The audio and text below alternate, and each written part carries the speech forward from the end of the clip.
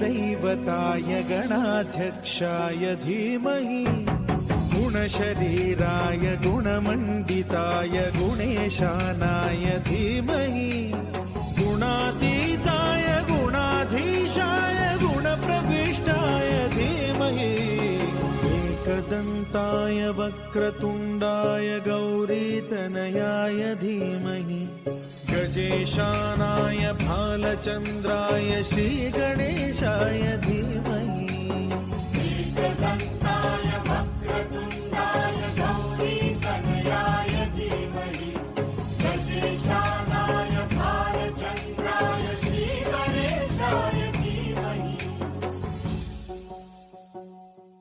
जब तमाम विदेशी ताकतों के चपेट में जूझ रही थी ये सोने की चिड़िया, लोगों के चीखे, मंदिरों का तोड़े जाना और धार्मिक अशांतियों में डूब रही थी ये रंगीन देश।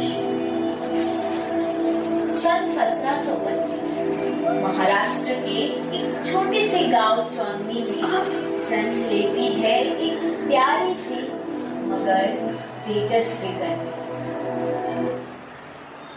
पूरे गांव में मिठाइयां बांट दो, घर में लक्ष्मी आई है। किसे पता था बचपन से ही अपनी चुलबुली अंदाज में भारी प्रश्नों से सबको हैरान करने वाली ये लड़की आगे चलकर इतिहास रचने वाली थी।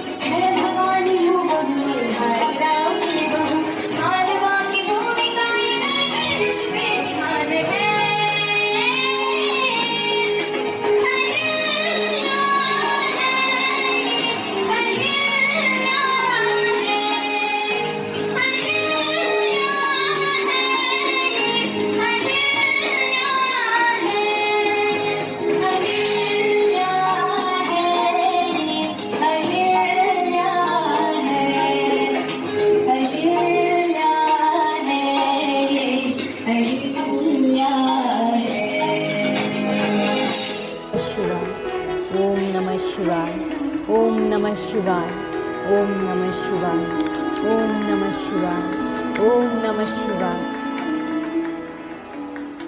आज अपनी मिट्टी के पहचान के लिए मराठा साम्राज्य के हर एक व्यक्ति, बच्चे से लेकर बुजुर्ग तक रणभूमि में युद्ध लड़ रहे हैं।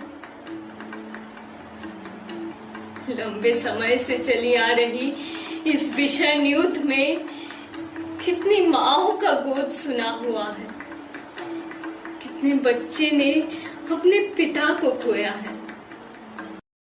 दर्दनाक परिस्थिति में आप सबको शक्ति देना, जितनी जल्दी हो सके आप इस युद्ध को रोक देना। सबकी सुरक्षा आपके हाथों में है और मालवा के सिंहासन का भविष्य आपका दायित्व है। हे शिव जी, हर बार की तरह इस बार भी अपनी इस अहल्या की पुकार सुन लेना। जय शिव शंभो, जय शिव शंभो। सुबेदार साहब की जय हो। बड़े दुख के साथ कहना पड़ रहा है कि छोटे सुबेदार साहब युद्ध लड़ते लड़ते वीर गति को प्राप्त हो गए हैं।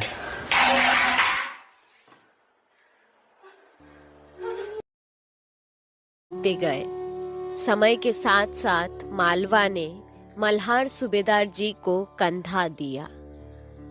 12 साल बाद जब मल्हार सूबेदार जी का देहांत हुआ तो बात सिंहासन पे आ गई थी। क्या होगा इस राज्य का? कौन संभालेगा ये राजपाट? क्या इस राज्य में अब मुगलों का राज होगा? क्या हमें अपने घर बार छोड़ने होंगे? क्या हम मुगलों के गुलाम बन जाएंगे? इतने प्यार से सींचा इस मिट्टी को क्या हम यूं ही बिखरने देंगे? क्या कोई नहीं जो हमें सहारा दे? बस बहुत हुआ। मालवा पे छाए इस काले बादल को हटाकर नए सूरज देखने का समय है। 10 साल की थी जब खंडेराव होलकर की पत्नी बनकर इस राज्य में आई थी। तब से लेकर आज तक के सफर में एक प्रजा की कोई कमी होते नहीं देखी।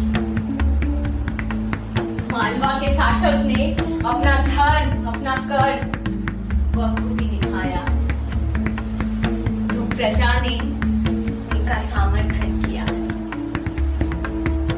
मुझे इतना सम्मान दिया, एक रानी के गरिमा को बनाए रखा। तो क्या मैं इस सिंहासन पे सवार उठने दे सकती हूँ? बिना कुछ करे हाथ पे हाथ धरे बैठ सकती हूँ? अब समय है शस्त्र उठाने का, अपने हर दुश्मनों का सर धड़ से अलग करने का। जब तक शरीर में प्राण शेष है, मालवा के सिंहासन पे कोई आंख उठा के नहीं देख सकता। मैं उठ खड़ी होंगी, अपने दुश्मनों से लड़ूंगी। मालवा अब मृत्यु का शोक नहीं, जीत का जश्न मनाएगा। और मैं अहल्याबाई होलकर आज से ये शपथ लेती हूँ, मेरे रहते मालवा के सिंहासन पे कोई आंच नहीं आएगा। हर हर महादेव। 18वीं शताब्दी में जब अधिकतर स्त्रियों का जीवन पर्दा प्रथा, बाल विवाह और सती प्रथा जैसे कुरीतियों में जकड़ा हुआ था, तब इस नन्हे से दिल ने उन स्त्रियों की पीड़ा को अपने भीतर महसूस किया और यहीं से आरंभ हुई एक मासूम शिवभक्त बालिका से समाज सुधारक, शासक, राजमाता, लोकमाता देवी अहल्याबाई होलकर बनने की महान गाथा। आरंभ है प्रचंड बोल मस्तकों के झुंड, आज जंग की घड़ी की तुम गुहार दो।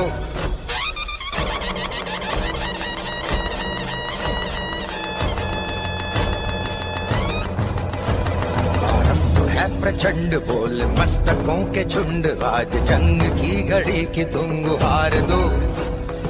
आन भान शान या की जान का हो दान, आज एक धनुष के बाण पे उतार दो। आरंभ है प्रचंड बोल मस्तकों के झुंड, आज जंग की घड़ी की तुम गुहार दो। आन भान शान या की जान का हो दान, आज एक धनुष के बाण पे उतार दो। आरंभ है प्रचंड की पुकार है, ये भागवत का सार है कि युद्ध ही तो वीर का प्रमाण है। कौरवों की भीड़ हो या पांडवों का नीड़ हो, जो लड़ सका है वो ही तो महान है। जीत की हवस नहीं, किसी पे कोई वश नहीं, क्या जिंदगी है ठोकरों पे मार दो।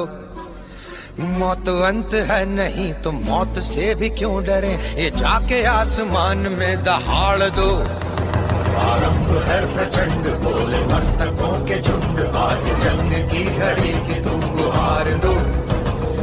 आन बान शान या की जान का हो दान, आज एक धनुष के बाण पे उतार दो। आरंभ है प्रचंड